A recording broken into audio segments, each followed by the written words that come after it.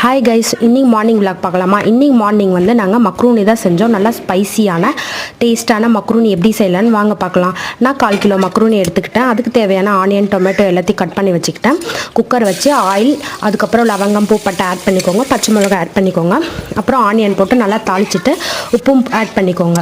அதுக்கு தேவையான இஞ்சி பூண்டு நான் வந்து 3/4 ஸ்பூன் எடுத்திருக்கேன்.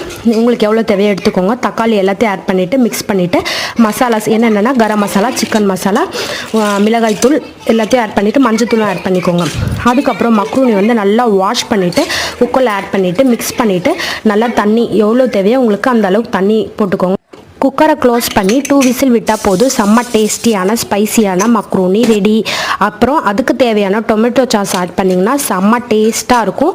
நீங்களும் ட்ரை பண்ணி பாருங்கள். உங்களுக்கு இந்த சேனல் பிடிச்சிருந்தா மறக்காமல் சேனல் சப்ஸ்கிரைப் பண்ணி லைக் போடுங்க. நெக்ஸ்ட் வீடியோ என்ன போடலான்னு கமெண்ட் பண்ணுங்கள். Bye guys, thank you.